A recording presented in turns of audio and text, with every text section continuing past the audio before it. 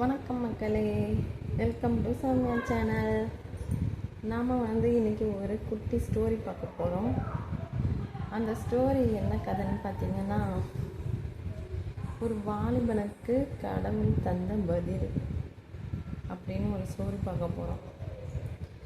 அந்த கதையில் ஒரு பையனுக்கு அந்த வாலிபனுக்கு சோதனை மேல் சோதனையாக வரும். அதுதான் அந்த கதை. வாங்க பார்க்கலாம். நம்ம கதையை பார்க்க போகிறதுக்கு முன்னாடி எல்லாரும் ஒரு சப்ஸ்கிரைப் லைக் ஒன்று போட்டுடுங்க ப்ளீஸ் ஃப்ரெண்ட்ஸ். சப்ஸ்கிரைப் பண்ணிடுங்க, லைக் போடுங்க. நம்ம கதையில் வாங்க ஸ்டோரி உள்ள போகலாம். ஒரு ஊரில் ஒரு வாலிபன் ஒருவன் இருந்தான்.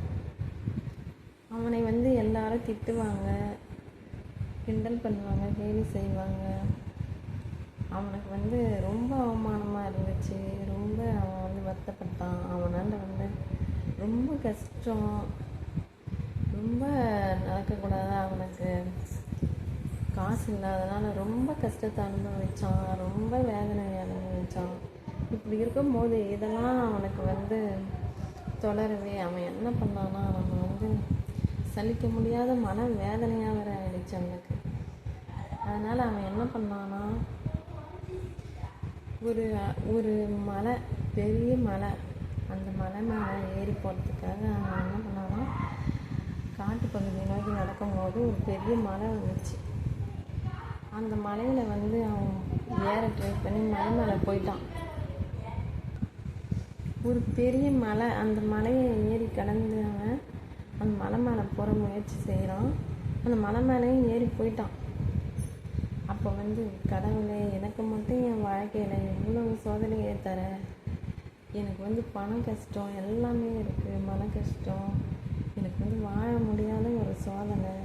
நான் நீ தந்த உயிரை இந்த பிறவி, இந்த ஜென்மத்தில் நான் பிறவியில் நான் வாழ விரும்பலை, சாக போகிறேன்னு சொல்லிட்டு முடிவு எடுத்து அந்த மலை மேலே குதிக்கிறதுக்காக அவன் முடிவு செஞ்சிட்டான். குதிக்க போகிற டைமில் அந்த மலையில் இருந்து அவனுக்கு முன்னாடி ஒரு ஒளி தெரியுது. அங்கேருந்து நீ மகனே அப்படின்னு சவுண்ட் கேட்டுச்சு.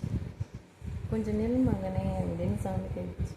முன்னாடி பார்த்தா கடவுள் இறைவன் நிற்கிறார். அப்போ அவன் என்ன பண்ணியிருப்பான்னு நினைக்கிறீங்க? அவன் என்ன சொன்னான்?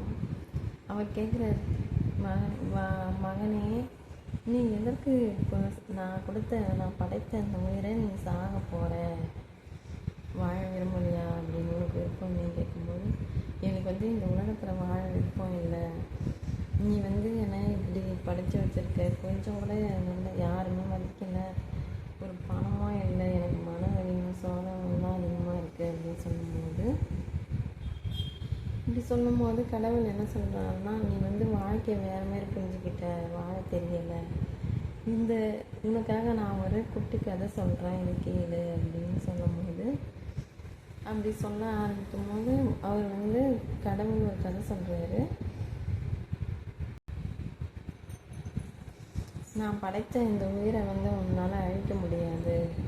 நான் உனக்கு புரிய வைக்கிறேன் வாழ்க்கையை பற்றி. உனக்கு ஒரு குட்டி ஸ்டோரி, உனக்கு குட்டி கதை சொல்கிறேன், அதை கேளு, அப்போ புரிஞ்சுக்கோ அப்படின்னு சொல்கிறார் கடவுள்.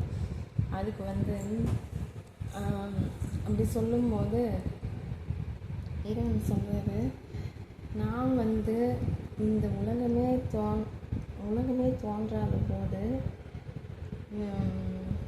பில்லு இருக்குங்க, பில்லு, அதுக்கப்புறம் பில்லு விதை, மூங்கில் விதை ஒரு நிலத்தில், தரிசாந்த நிலத்தில் விதைச்சேன்.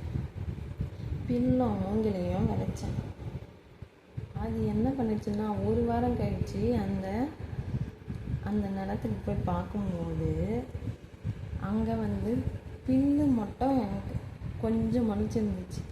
ஆனால் மூங்கில் முளைக்கலை, விதைக்கலை, விதை வரலை. இப்படி நான் ஒரு வாரமாக போய் பார்த்தேன். அது ஒரு வருஷமாக ஆச்சு. பில்லு மட்டும் ஹைட்டாக வளர்ந்துருந்துச்சு நல்லா. ஆனால் மூங்கில் கொஞ்சம் கூட வளரவே இல்லை. அப்போ என்னன்னு பார்த்தீங்கன்னா, நான் இது மாதிரி அடுத்த வருஷம் போய் பார்த்தேன், நல்லா வந்துருந்துச்சு திருப்பியும். ஆனால் மூங்கில் வளரவே இல்லை. இப்படி என்ன ஆச்சுன்னா 4வது வருஷமாக போச்சு. 4வது வருஷம் போய் பார்த்தேன், அந்த இடத்துல வந்து சின்னதாக புல்லை விட பில்லு எவ்வளோ ஆகிட்டு பில்லை விட கொஞ்சம் சின்னதாக மூங்கில் வந்து துளுத்து வந்துச்சு. பில்லை விட மூங்கில் வந்து துளுத்து வந்துச்சு.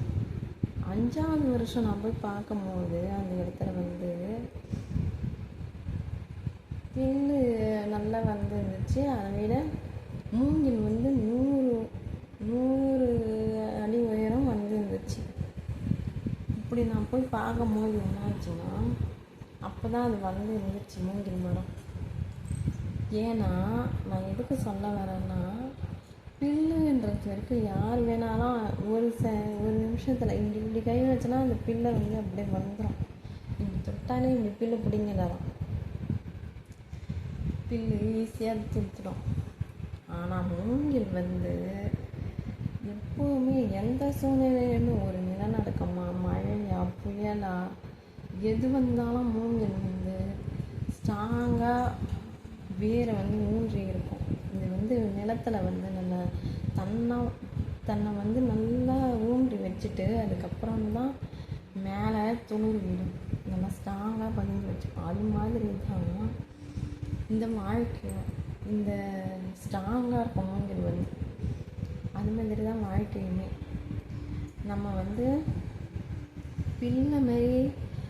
பில்லை மாதிரி இப்படி செகண்டில் இப்படி அழியாமல் மூங்கில மாதிரி நல்லா உயரமாகவும் ஸ்ட்ராங்காகவும் இருக்கணும். மனுஷன் வந்து வாழ்க்கையில் ஸ்ட்ராங்காக செயல்படணும். அதுக்கு வந்து என்ன பண்ணணும்னா மன வலிமை ரொம்ப முக்கியம். நீ வந்து நீ பிள்ளை மாதிரி இருக்க போறியா இல்லை மூங்கில மாதிரி இருக்க போறியான்னா, நான் வந்து நீயே முடிவு பண்ணிக்கோ. இப்போ போய் நான் சொன்ன இந்த கதையில் உனக்கு புரிஞ்சிருந்ததுன்னா இப்போ போய் நீ சாகலாம் அப்படின்னு சொல்கிறேன். நீ வந்து இந்த மூங்கில் எப்படி தன்னை பக்குவப்படுத்திக்கிட்டு வளர்ந்து ஸ்ட்ராங்காக இருக்கோ அது மாதிரி நீயும் இப்போ தான் ஸ்ட்ராங்காக இருக்க ஒரு விஷயத்தில் முடியல. அதனால் இனிமேல் தான் நீ முன்னேறணும். நீ வந்து இப்போ மூங்கில் மாரி பக்குவப்படுத்திட்டு வர வாழ்க்கையை. அதனால் நீ இனிமேல் தான் நீ ஸ்ட்ராங்காக இருக்கணும். உன் வாழ்க்கையை நீ பக்குவப்படுத்திக்கிட்டு பழகிக்கணும் அப்படின்னு சொல்கிறேன். மன வலிமையோடு இருக்கணும், மனம் தளர்ந்துடாமல். நீ வந்து இந்த மூங்கில தான் உனக்கு உதாரணம். அது மாதிரியே நீ வாழ்க்கையில் வந்து தன்னை பக்குவப்படுத்திட்டு முன்னேற பார்க்கணும் ஒரு வேலையில் அப்படின்னு சொல்லிட்டு சொல்கிறார். உடனே வந்து அவன் கடவுளுக்கு நன்றி சொல்லிட்டு தன்னுடைய வாழ்க்கையை வந்து அவன் தவற புரிஞ்சுக்கிட்டு வாழ்க்கையை நடத்த போகிறான். இதில் வந்து என்ன தெரிஞ்சுக்கிட்டிங்கன்னா, ஒரு பில்லு வந்து எப்பயுமே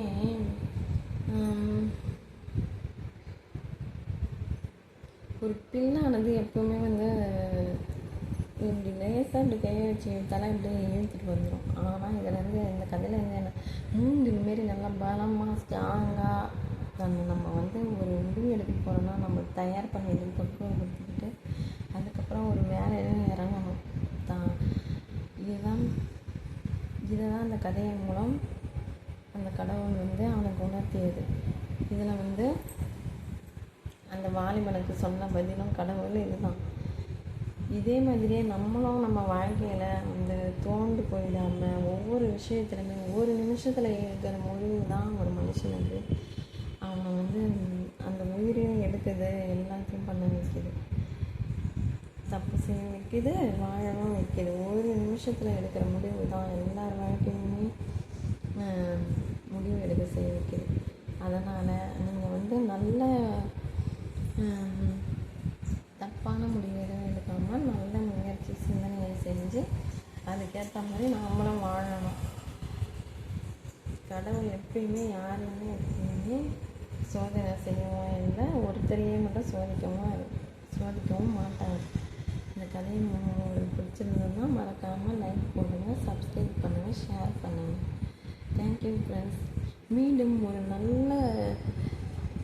நல்ல கதையோடு உங்களுக்கு நிறைய உங்களுக்கு நல்ல நல்ல கதைகளோடு நான் மீண்டும் சொல்லுவேன்.